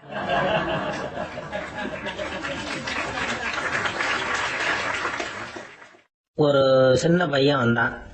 அவனை பார்த்து ஒரு கேள்வி கேட்டோம். ஏன்ப்பா உங்க வீட்டுல அம்மா புத்திசாலியா அப்பா புத்திசாலியா அப்படின்னு. அவன் அலட்சியமா நம்மளை பார்த்து சிரிக்கிறான். என்ன சார் இது, இந்த காலத்துல இது கூட தெரியாம இருக்கிறீங்களே அப்படிங்கிறான். ஒரு சின்ன பையன் நம்மளை பார்த்து இப்படி கேட்டு விட்டானே அப்படின்னு நினைக்கிறப்போ நமக்கு ஒரு மாதிரி ஆயிடும். அதுக்கப்புறம் தான் இந்த தாத்தா பாட்டி எல்லாம் சொல்ற ஒரு கதை ஞாபகத்துக்கு வந்தது. அது என்ன கதை தெரியுமா? ஒரு ஊர்ல ஒரு அம்மாவும் பிள்ளையும் இருந்தாங்களாம். அந்த மகனுக்கு திடீர்னு தேசாந்திரம் போய் வரணும்னு ஆசை வந்துட்டுது. ஊர் ஊரா போய் சுத்தி பார்க்கணுங்கிற ஆசை. அந்த அம்மாவுக்கு இது பிடிக்கல. மகனை பிரிஞ்சு இருக்கிறதுக்கு அவங்க மனசு இடம் கொடுக்கல. வேணாப்பான்னு சொல்லி பார்த்தாங்க, அவன் கேட்கல. திடீர்னு புறப்படவும் செஞ்சுட்டான். சரி, இனிமே அவனை தடுக்க முடியாதுன்னு முடிவு பண்ணிட்டாங்க அந்த அம்மா. இருந்தாலும் புத்திசாலித்தனமா ஒரு யோசனை பண்ணாங்க. மகனை கிட்டத்துல கூப்பிட்டாங்க. அவங்ககிட்ட சொன்னாங்க, இதை பாருப்பா, நீ தேசாந்தரம் போறதுன்னு தீர்மானம் பண்ணிவிட்ட, அதை நான் தடுக்கல, போயிட்டு வந்துடும். ஆனா போறதுக்கு முன்னாடி எனக்கு ஒரு வாக்குறுதி கொடுத்துட்டு போ அப்படின்னாங்க. போறப்போ ராத்திரியா இருந்தாலும் பகலா இருந்தாலும் சரி, புளிய மரத்து நிழல்ல தான் தங்கணும்.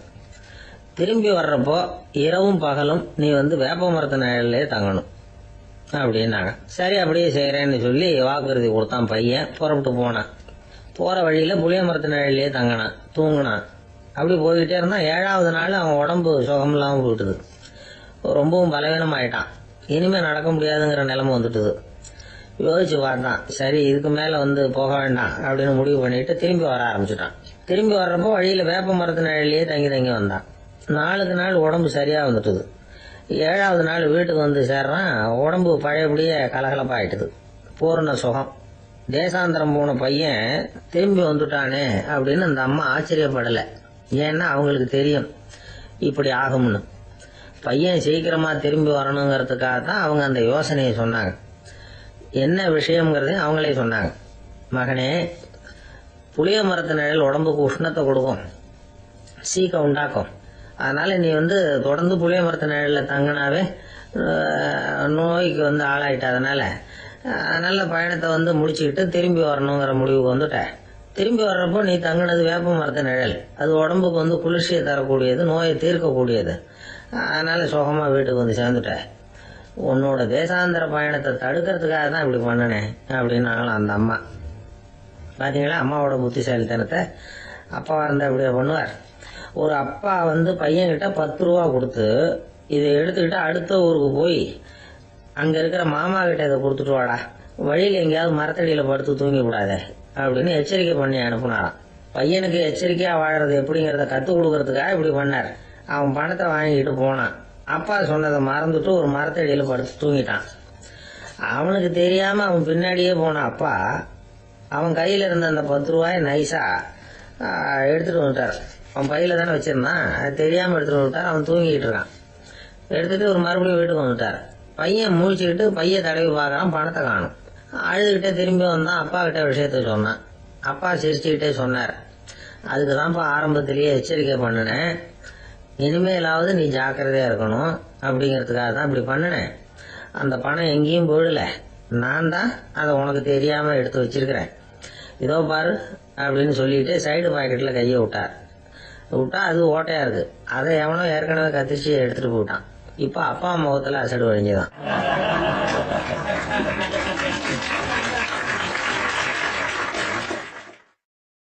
ஒரு அரசனும் அமைச்சரும் ஒரு நாள் ரொம்ப சாவகாசமா பேசிட்டு இருந்தாங்களாம். அரசன் அமைச்சரை பார்த்து ஒரு கேள்வி கேட்டிருக்கார். ஏங்க அமைச்சரே, ஆசை இல்லாத ஒரு மனுஷனால இருக்க முடியுமா அப்படின்னு. ஏன் முடியாது, துறவி அப்படிங்கிறவங்க எல்லாம் அப்படிப்பட்டவங்க தானே அப்படின்னாராம் அமைச்சர். அவங்க எல்லாம் உண்மையிலேயே ஆசையை விட்டவங்க தானே அப்படின்னு கேட்டாரா ராஜா. அப்படிதான் இருக்கணும் அப்படின்னாராம் அமைச்சர். அப்படின்னா ஆசையே இல்லாத ஒரு உண்மையான துறவியை நான் பார்க்கணுமேன்னார். அது என்ன பிரமாதம், அதுக்கு நான் ஏற்பாடு பண்றேன் அப்படின்னு விட்டார் இவர். சொல்லிவிட்டு உடனே புறப்பட்டு போனார். அங்கங்க தேடினார். அப்புறம் தான் அவருக்கு புரிஞ்சுது உண்மை துறவியை கண்டுபிடிக்கிறது எவ்வளவு கஷ்டமான காரியம்னு. இருந்தாலும் ராஜா கிட்ட சொல்லியாச்சே உண்மை துறவியை காட்டுறேன்னு. இப்ப என்ன பண்றது? ராஜா கிட்ட சொன்னபடி நடக்கலைன்னா அவருக்கு கோவம் வந்துடும். அமைச்சர் ஒரு யோசனை பண்ணார். அவருக்கு ஒரு வழி தெரிஞ்சுது. அதுதான் சரின்னு முடிவு பண்ணார். அதாவது அந்த ஊர்ல அவருக்கு தெரிஞ்ச நாடக நடிகர் ஒருத்தர் இருக்கிறார், நல்லா நடிப்பார். அவரை போய் பார்த்தார். இத பாருப்பா, எனக்காக நீ ஒரு காரியம் செய்யணும்னார்.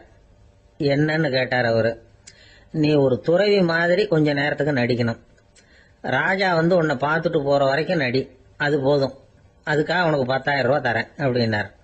அவர் எந்த காலத்துல இவ்வளவு பணத்தை மொத்தமா பார்த்திருக்காரு.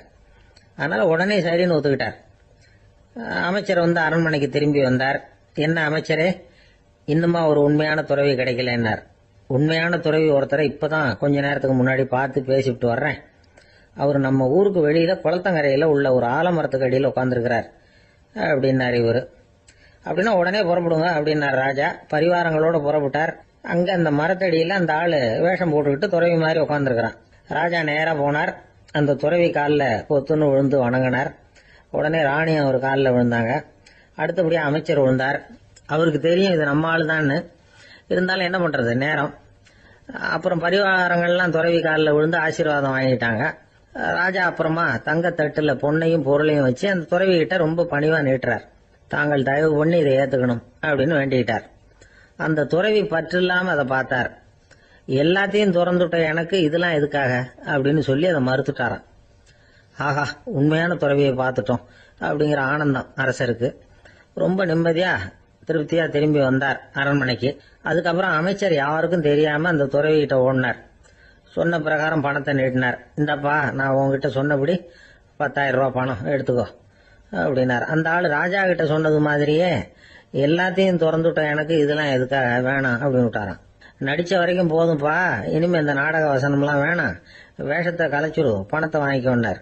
இல்லைங்க, இது வேஷம் இல்ல, இது வசனமும் இல்ல, இது உண்மை. கொஞ்ச நேரம் துறவி மாதிரி நடிச்சதுக்கே இந்த தேசத்து ராஜா, ராணி, அமைச்சர், பரிவாரங்கள் எல்லாம் என் காலில் விழுந்து வணங்குறாங்க. அப்படின்னா உண்மையான துறவியா இருக்கிறது எவ்வளவு பெருமையான விஷயம். நான் உண்மையான துறவியா ஆக போறேன், அப்படி முடிவும் பண்ணிட்டேன் அப்படின்னார் அந்த நடிகர். வேஷம் கூட எப்படிப்பட்ட விளைவுகளை உண்டு பண்ணுது பாத்தீங்களா. நம்மால் ஒருத்தன் ரொம்ப வசதியா தான் இருந்தான். ஒரு நாள் அவன் சொத்து பூரா திருட்டு போட்டுது. அதுக்கப்புறம் இவன் துறவி மாதிரி ஆயிட்டான். ஊர் ஊரா சுத்தினான். ஒரு குருநாதரை தேடி கண்டுபிடிச்சான். அவர்கிட்ட சீடனா சேர்ந்துக்கிட்டான். அவனை பார்த்து ஒருத்தர் கேட்டார், நீ உண்மையான சீடன் தானான்னு. இல்லைங்க, சீடன் மாதிரி நடிச்சுக்கிட்டு இருக்கிறேன் அப்படின்னா. அது குரு துரோகம் இல்லையா அப்படின்னு கேட்டார் அவர். இல்லைங்க, நான் பண்ணது குரு துரோகம் இல்லை, என் குரு பண்ணதுதான் துரோகம். என்னுடைய பணத்தை கொள்ளையடிச்சது இவர் தான். அதை எங்க வச்சிருக்காருன்னு கண்டுபிடிக்கிறதுக்காக தான் இவர்கிட்ட சீடனா சேர்ந்திருக்கிறேன் அப்படின்னானா.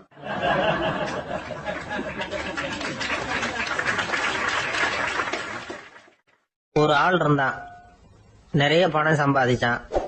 ஆனா செலவு பண்ண மனசு வரல, கருமி. அவன் என்ன பண்ணா, சேர்த்த பணம் பூராவையும் ஒரு மரத்தடியில புதைச்சி வச்சிருந்தான். வாரத்துக்கு ஒரு தடவை அந்த மரத்தடிக்கு வருவான். புதைச்ச இடத்த ஆவலோட பாத்துக்கிட்டு இருப்பான்.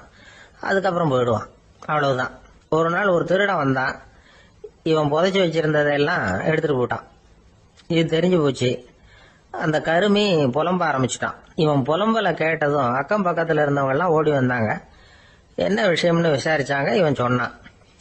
ஒரு பெரியவர் கேட்டார், ஏன்பா வார வாரம் இந்த இடத்த பாக்குறதாக சொன்னியே, எப்பவாவது இதுல இருக்கிற பணத்தை எடுத்து செலவு பண்ணிருக்கியா அப்படின்னு கேட்டார். நான் அப்பப்போ அதை பாக்குறது தான் வழக்கம், அதை தொட்டதே இல்லைன்னு அவன். சரி, அப்படின்னா இப்பவும் நீ அதே மாதிரி வார வாரம் ஒரு தடவை இந்த இடத்த பாத்துட்டு போகலாமே அப்படின்னாராம் அந்த பெரியவர். அதுவும் சரிதானே, எவ்வளவு காலமானாலும் அவன் அந்த பணத்தை எடுத்து செலவு பண்ண போறதில்ல. அப்படி இருக்கிறப்ப உள்ளே பணம் இருந்தாலும் ஒண்ணுதான், இல்லாம போனாலும் ஒண்ணுதான். இதுல இருந்து என்ன புரியுதுன்னா, ஒருத்தர்கிட்ட இருக்கிற பணத்தை கொண்டு அவர் பணக்காரரா ஏழையா அப்படின்னு முடிவு செய்யறது சரியில்லை.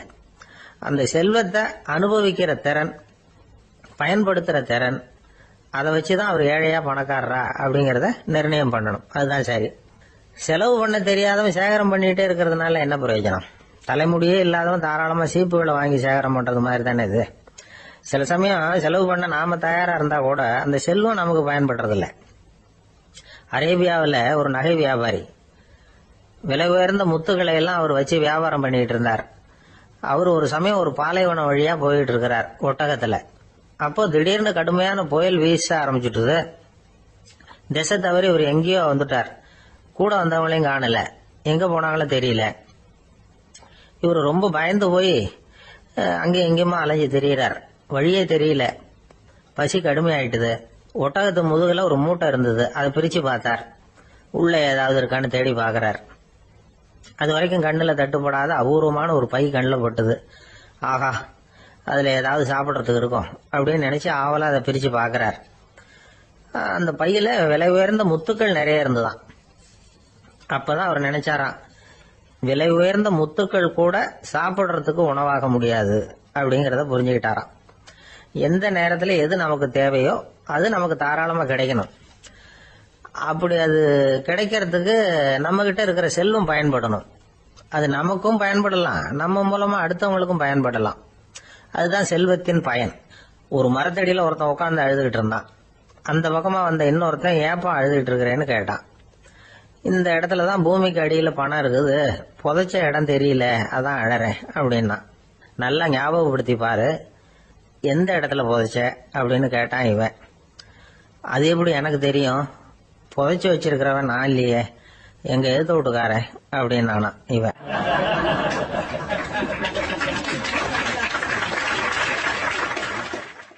அந்த ஆளு என்ன கண்ணா பண்ணான்னு திட்டி விட்டான் சார். அதை நினைச்சா எனக்கு ரொம்ப வருத்தமா இருக்கு அப்படின்னு சொல்லி கவலைப்பட்டார் ஒருத்தர். இதுல கவலைப்படுறதுக்கு என்ன இருக்குது அப்படின்னாரு ஒரு பெரியவர். அவர் ஒரு மகான். என்ன சார் இப்படி சொல்றீங்க, ஒருத்தர் நம்ம பார்த்து திட்டுனா வருத்தமா இருக்காதா அப்படின்னார். அது எப்படி வருத்தமா இருக்கும், திட்டுறதுங்கிறது என்ன, அது வெறும் சத்தம் தானே அப்படின்னார் அந்த பெரியவர். நம்ம ஆளுக்கு தலையை பிச்சுக்கலாம் போல இருந்தது. இருக்காது அப்படின்னா நமக்கு அப்படித்தானே தோணுது. அந்த பெரியவர் சொல்றது ரொம்ப பெரிய விஷயம். அதை நாம புரிஞ்சுக்க முயற்சி பண்ணலாம்னா நடைமுறை வாழ்க்கைக்கு அது ஒத்து வர்றது மாதிரி தெரிய மாட்டேங்குது. இருந்தாலும் அந்த பெரியவர் அதுக்கு என்னதான் விளக்கம் கொடுக்கறாருன்னு பாப்போமே. ஒரு ரயில் போயிட்டு இருக்கு, அதுல ஒரு சாது போயிட்டு இருக்கார். அந்த ரயில் அவரு ஹரித்வாரம் போயிட்டு இருக்காரு. அவரு ரயில்ல ஏகப்பட்ட கூட்டம். நம்ம ஊர் ரயில் கேட்க வேணும், டிக்கெட் வாங்கிட்டு கொஞ்சம் பேர், வாங்காத கொஞ்சம் பேர். அது என்னத்துக்கு அனாவசியமா டிக்கெட் அப்படிங்கிற நினைப்புல பாதி பேர். இந்த கூட்டத்துக்கு மத்தியில அந்த சாதுவும் போயிட்டு இருக்கிறார். உட்கார்றதுக்காக இருந்த இடத்துல ஒரு ஆள் படுத்திருக்கிறான். கொஞ்சம் முரட்டு ஆசாமி. அவன் காலு பக்கத்துல கொஞ்சோண்டு இடம் பாக்கி இருந்தது. அந்த இடத்துல இந்த சாது உட்கார்ந்திருந்தார். மெதுவா உட்காந்துக்கிட்டார் போய். ஆனா அந்த ஆளு ராத்திரி பூரா இவரை காலால உதச்சிக்கிட்டே இருக்கிறான். அது இவருக்கு ரொம்ப அவமானமா பட்டுது. அதனால துக்கம் ஏற்பட்டது. இருந்தாலும் அதை ஒரு மாதிரியா சகிச்சுக்கிட்டே இவர் வந்து சேர்ந்தார். பொழுது விடிஞ்சது. அந்த சாது ஹரித்வார் வந்து சேர்ந்தார். அங்க ஒரு பெரிய ஞானியை சந்திச்சார். ராத்திரி ரயில்ல அந்த ஆளு உதைச்சதையும் அதனால தனக்கு ஏற்பட்ட துக்கத்தையும் இந்த சாது அந்த ஞானி கிட்ட சொன்னார். சொல்லிவிட்டு, ஏன் சுவாமி, எனக்கு துக்கம் ஏற்பட்டதே அது தப்பா அப்படின்னு கேட்டார். தவறுதான் அந்த ஞானி. உனக்கு இன்னமும் தேக அபிமானம் போகலைங்கிறது தான் அது காட்டுது. அஷ்டாவக்கிரர் என்ன சொல்றார் தெரியுமா, உண்மையான ஞானி யாராவது தன்னை வந்தனை செய்தால் அதற்காக சந்தோஷப்பட மாட்டார், யாராவது நிந்தனை செய்தால் அதற்காக வருத்தப்பட மாட்டார் அப்படின்னு சொல்றார். நிந்தனைங்கிறது ஒரு ஒலி தான். தேகாபிமானம் இருக்கிற வரைக்கும் இந்த ஒலி நம்மளை வேதனைப்படுத்தும். நான் தேகம் இல்லை, ஆத்மா அப்படிங்கிற நினைவு இருந்தா இந்த ஒலி நம்மளை பாதிக்காது. மனு என்ன சொல்றார் தெரியுமா, ஒரு சாதகன் பாராட்டுதலை விஷம்னு நினைச்சு பயப்படணும், அவமானத்தை அமிர்தம்னு நினைச்சு சந்தோஷப்படணுங்கிறார். அவமானப்பட்டா கவலைப்படாம எப்படி இருக்க முடியும் அப்படின்னு தான் நமக்கு தோணும். அதனாலதான் நம்மள யாரும் இதுக்கு உதாரணமா யாரையும் காட்ட முடியல. புத்தரையும் கபீரையும் உதாரணமா காட்டுறாங்க. அவங்களுக்கெல்லாம் அவமானம் ஏற்பட்டப்போ கவலையே படலையாம். புத்தரை அவமானப்படுத்தணுங்கிறதுக்காக கௌசாம்பி ராணி ஒரு இளம் பெண்ணை கொலை பண்ணி சடலத்தை புத்தர் குடிசைக்கு முன்னாடி போட சொன்னார். போட்டாங்க. புத்தர் தான் அந்த பொண்ணை கெடுத்து கொலை பண்ணி விட்டாருன்னு எல்லாரும் நினைச்சாங்க. ஆனா புத்தர் இதை பத்தி கவலையே படல. அப்புறமா உண்மை தெரிஞ்சதும் புத்தர் புகழ் இன்னும் அதிகமாயிட்டு. ஒரு பெரிய சபையில ஒரு மோசமான பொண்ணு நுழைஞ்சு தனக்கும் கபீருக்கும் சம்பந்தம் உண்டுன்னு சொன்னா கபீர் கவலைப்படல. அவங்க மாதிரி எல்லாம் நாமளும் இருக்க கத்துக்கணும். நிந்தனை, அபகீர்த்தி, அவமானம் எல்லாம் ஆண்டவன் கொடுக்கிற பிரசாதம்னு நினைக்கணும் அப்படின்னு சொல்றார் அந்த ஞானி. இத கேட்ட இந்த காலத்து ஆசாமி ஒருத்தர், நான் கூட அப்படிதான் சார், யாராவது அவமானப்படுத்தினா கவலைப்பட மாட்டேன். நேத்து கூட ஒருத்தர் என்ன பலார்னு அரைஞ்சுட்டார், நான் கொஞ்சம் கூட கவலைப்படல, பேசாம வந்துட்டேன்னார். ஏன் அப்படி வந்துட்டீங்க அப்படின்னு. அவர் அரைஞ்சதுலேயும் ஒரு அர்த்தம் இருந்தது, அதனாலதான் அப்படி வந்துட்டேன்னார். ஏன் அரைஞ்சாருன்னு கேட்டேன். 10 வருஷத்துக்கு முன்னாடி 15 ரூபா அவர்கிட்ட கடன் வாங்கினேன், அதை கேட்டு கேட்டு பார்த்துட்டு கடைசியா தான் அரைஞ்சார் அப்படின்னார். ஆண்டவனுடைய பிரசாதம் இவருக்கு அடிக்கடி கிடைக்கும் போல இருக்கு.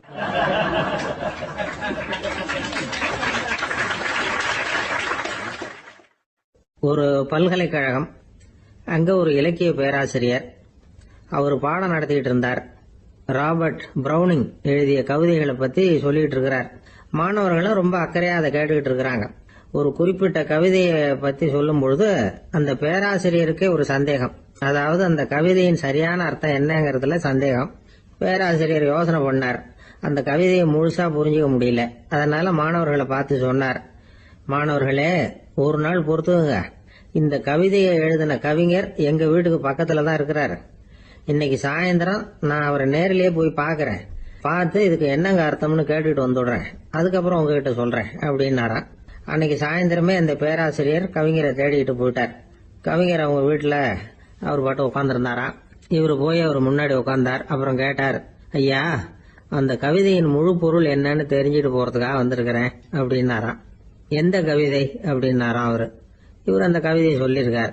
கவிஞர் கொஞ்சம் யோசனை பண்ணிவிட்டு அப்புறம் சொன்னாராம், பேராசிரியரே, நீங்க கொஞ்சம் தாமதமா வந்துட்டீங்கன்னாராம்.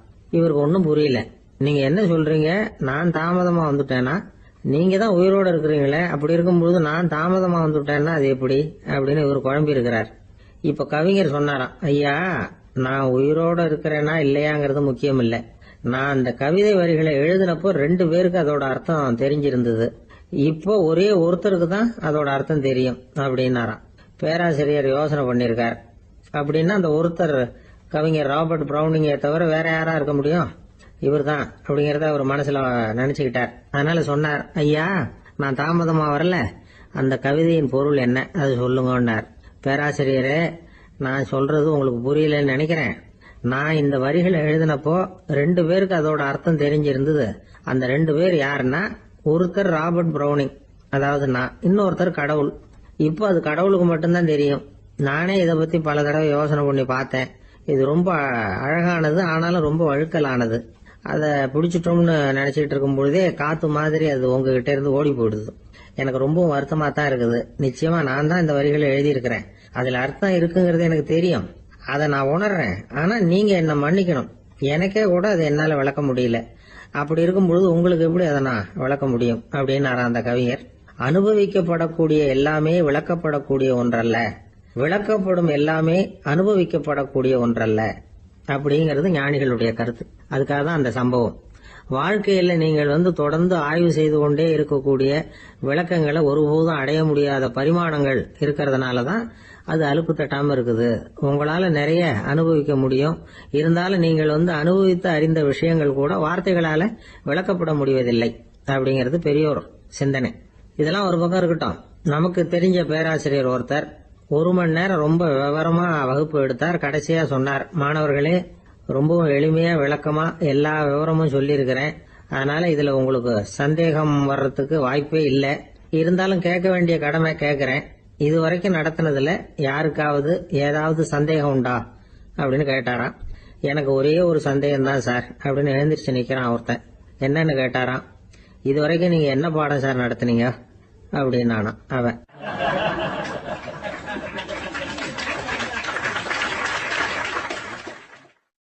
அம்மாக்காரங்களுக்கு அடிக்கடி ஏற்படுற கவலை ஒண்ணு உண்டு. அதாவது குழந்தை சரியா சாப்பிட மாட்டேங்குதே அப்படிங்கிற கவலை. இவங்கெல்லாம் ஒரு விஷயத்த நல்லா புரிஞ்சுக்கணும். குழந்தைகள்ங்கிறவங்க பெரியவங்க மாதிரி இல்ல. அவங்க கடிகாரத்துல மணியை பார்த்துட்டு சாப்பிடுறதுக்கு உட்கார்ற ரகம் கிடையாது. பசிச்சா சாப்பிடுவாங்க, இல்லைன்னா விளையாடுவாங்க அல்லது தூங்குவாங்க. அது புரியாம அவங்கள கட்டாயப்படுத்தி அல்லது மிரட்டி சாப்பிட வைக்கிறது ரொம்ப தப்பு. ஒரு 8 மாச குழந்தைக்கு 3 மணி நேரத்துக்கு ஒரு தடவை பசிக்கும். அந்த நேரம் பார்த்து சாப்பாடு கொடுத்தா அடம் பண்ணாம அது பாட்டுக்கு சாப்பிட்டுரும். அதே குழந்தைக்கு 1 வயசு ஆகிறப்போ 4 மணி நேரத்துக்கு ஒரு தடவை பசிக்கும். இந்த வயசுல இயற்கையாவே பசி குறைஞ்சிருக்கும். அது புரியாம என் குழந்தை முன்னாடி மாதிரி இப்ப சரியா சாப்பிட மாட்டேங்கிறான் அப்படின்னு சில பேர் டாக்டர் கிட்ட போய் சொல்லிட்டு இருப்பாங்க. இன்னொரு விஷயம், ஒரு குழந்தைக்கு வயசு அதிகமாகிற வேகத்துக்கு உடம்பு எடையும் அதிகமாகிக்கிட்டே போவாது. உடம்பு எடை அதிகமாகிற வேகம் குறைஞ்சிக்கிட்டே வரும். 6 மாச குழந்தைக்கு ஒரு வாரத்துல 150 கிராம் எடை கூடும். ஒரு வயசுல வாரத்துக்கு 71 கிராம் எடை கூடும். இது புரியாம அதிகமா சாப்பாட்டை கொடுத்து குழந்தைய கஷ்டப்படுத்தக்கூடாது. ஏன்னா அளவுக்கு மீறின உணவு அஜீரணத்தை உண்டு பண்ணிவிடும். குழந்தைக்கு ஒரு தட்டுல கொஞ்சமா ஆகாரத்தை வச்சு கொண்டுட்டு போய் கொடுக்கணும். மலை மாதிரி குவிச்சு வச்சா அதை பார்த்ததுமே பசி அடங்கி போயிடும். அடிச்சு மிரட்டி பயமுறுத்தி குழந்தைய சாப்பிட வைக்கிற பழக்கம் இருக்கு பாருங்க, அதுக்கு ஃபுட் ஃபோர்சிங் அப்படின்னு பேரு. இப்படி பண்ணுனா குழந்தைக்கு சாப்பாட்டுல விருப்பம் குறைஞ்சிரும், அதை கண்டாவே வெறுக்க ஆரம்பிச்சிரும். அது மாதிரி உளம் சார்ந்த பசி குறைவு, சைக்கோஜெனிக் அனோரெக்சியா, அது ஏற்படுமா. சாப்பாடுங்கிறதே ஒரு தண்டனை மாதிரி தோணும். குழந்தைகளுக்கு பிடிச்ச மாதிரியான ஆகாரத்தை கொடுக்கணும். சத்து அதிகம் இருக்குங்கிறதுக்காக அதுக்கு பிடிக்காத ஆகாரத்தை கொடுத்து கட்டாயப்படுத்தக்கூடாது. குழந்தைகளுக்கு 2 வயசு ஆகிறப்போ இயற்கையாவே எதிர்மறை குணம் உண்டாகும். அதாவது அந்த எதிர்மறையா பேசுறது. இது மாதிரி சமயங்கள்ல நாம என்ன சொல்றோமோ அதுக்கு நேர்மாறா நடந்துக்கும். ஏட்டிக்கு போட்டி. சாப்பிட சொன்னா விளையாட போவோம், விளையாட சொன்னா சாப்பாடு கேட்கும். இதை புரிஞ்சுக்கிட்டு நடந்துக்கணும். குழந்தை சொன்ன பேச்ச கேட்கலேன்னு கோவப்படக்கூடாது. குழந்தை வளர வளர பிடிவாத குணம் வர்றது சகஜம். கேட்டதை வாங்கி கொடுத்தாதான் சாப்பிடுவேன் அப்படின்னு பிடிவாதம் பண்ணும். வாங்கி கொடுத்து விடுறதுதான் உத்தமம். நீங்களும் அதுகிட்ட பிடிவாதம் பண்ணிட்டு இருக்க கூடாது. ஏன்னா கேட்டது கிடைக்கலையேங்கிற ஏமாற்றம் கூட குழந்தையோட பசியை குறைச்சிரும். கேட்டது கிடைச்சுட்டா பசி அதிகமாகும். கொடுத்ததை மளமளன்னு சாப்பிட்றோம். குழந்தைகளுக்கு கண்ட கண்ட நேரத்துல சாப்பிடறதுக்கு எதையாவது வாங்கி கொடுத்துக்கிட்டு இருந்தா சாப்பாட்டு நேரத்துல சாப்பிடாம அடம் பண்ண ஆரம்பிச்சிடும். பள்ளிக்கூடம் போற பிள்ளைங்க காலை உணவை சரியா சாப்பிட மாட்டாங்க. அச்சம், அவசரம், பரபரப்பு இதெல்லாம் தான் காரணம். பள்ளிக்கு புறப்படுறதுக்கு ஒரு 3/4 மணி நேரத்துக்கு முன்னாடியே சாப்பாடு போட்டுருங்க, அது சரியா போடும். படிக்கிற குழந்தைகள் உடல் சோர்வு, மனச்சோர்வு இது காரணமா கூட சாப்பிட மறுக்கிறது உண்டு. இப்போ உதாரணமா சாயந்தரம் விளையாடி விட்டு வீட்டுக்கு வந்ததும் சாப்பிட சொன்னா வேணாம்பாங்க. இது உடல் சோர்வு. ரொம்ப நேரம் வீட்டு பாடங்களை செஞ்சு முடிச்ச கையோட சாப்பிட சொன்னாலும் அவங்களால சரியா சாப்பிட முடியாது. இது உளச்சோர்வு, அதாவது மனச்சோர்வு. இதை தவிர குழந்தைகளுக்கு உடல் நலக்குறைவு ஏற்பட்டா கூட சாப்பிட மறுக்கிறது உண்டு. சில மருந்து மாத்திரைகள் கூட பசியை குறைச்சிரும். அதனால சரியா தெரிஞ்சுக்கிட்டு குழந்தைகளை சாப்பிட வைக்கணும். அது புரியாம கையில சாப்பாட்டு தட்டை வச்சுக்கிட்டு குழந்தைகளை விரட்டிக்கிட்டு அலையக்கூடாது. ஒரு சின்ன பையன் சொன்னான், எங்க அம்மா சாப்பாடு போடுறது தெரிஞ்சா நான் உடனே வீட்டை விட்டு வெளியில ஓடி போடுவேன் அப்படின்னா. ஏன் அப்படி பண்றேன்னு கேட்டோம். எங்க அப்பா கூட அது மாதிரி தான் சார் பண்ணுவார் அப்படிங்கிறான்.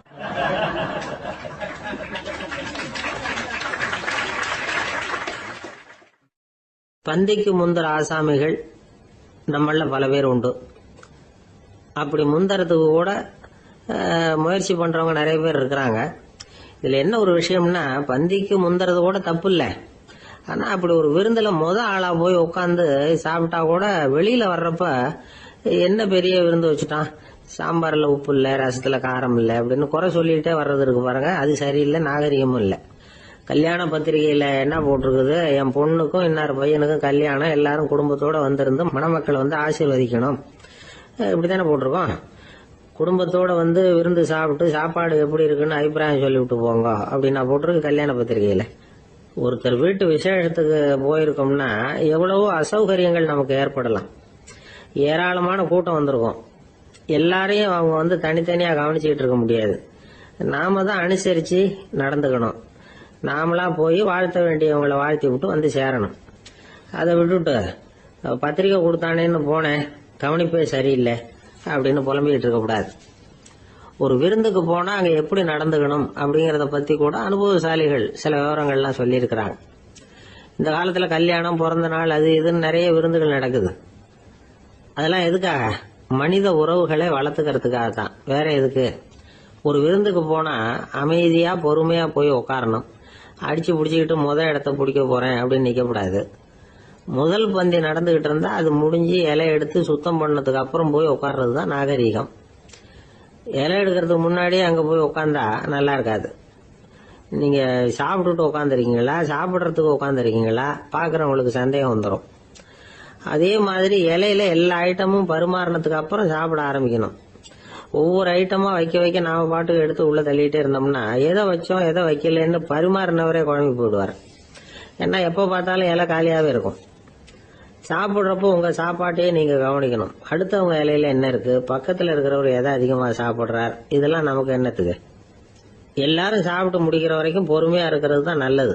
நீங்க மட்டும் திடீர்னு பாதியில எழுந்திருச்சு பக்கத்துல இருக்கிறவங்களுக்கு சங்கடமா இருக்குமேங்கிறதெல்லாம் யோசிக்காம நீங்க பாட்டு எழுந்திரிச்சு போக கூடாது. பக்கத்துல உள்ளவங்க உங்களை எழுந்திருக்க சொன்னா எழுந்திரிச்சு போகலாம். விருந்துகள்ல சாப்பாட்டை வீணாக்குறதே ஒரு நாகரிகமா போட்டுது இந்த காலத்துல. சாப்பாட்டுக்கே கஷ்டப்பட்டுக்கிட்டு பல பேர் இந்த உலகத்துல இருக்கிறப்போ சாப்பாட்டை வீணாக்குறது எவ்வளவு பெரிய மோசம்ங்கிறத நினைச்சு பார்க்கணும்.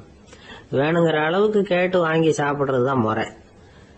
விருந்துல இந்த பஃபே அப்படின்னு சொல்லி ஒரு முறை சொல்றாங்கல்ல, அதாவது உணவு வகைகளை எல்லாம் பொதுவா ஒரு இடத்துல வச்சுடுறது, நமக்கு தேவையானதை நாமே எடுத்து ஒரு தட்டுல போட்டுக்கிட்டு சாப்பிட வேண்டியது. இதுல கூட சில பேர் தேவைக்கு அதிகமா எடுத்து போட்டுக்கிட்டு வீணாக்குறாங்க. சில சமயம் கடைசியா சாப்பிட போறவங்களுக்கு எல்லா ஐட்டமும் கிடைக்காம போகலாம். அதை போய் பெருசு பண்ணிட்டு இருக்க கூடாது. என்ன சார் இந்த அளவுக்கு கூடவா நாகரிகம் தெரியாம இருக்கிறோம், இதை போய் பெருசா சொல்ல வந்துட்டீங்களே அப்படின்னு நினைக்கலாம். ஒருத்தர் 2 பேருக்கு இந்த விவரம் தேவைப்படலாம். அவங்க காதலையும் இது விழட்டுமேங்கிறதுக்காக தான்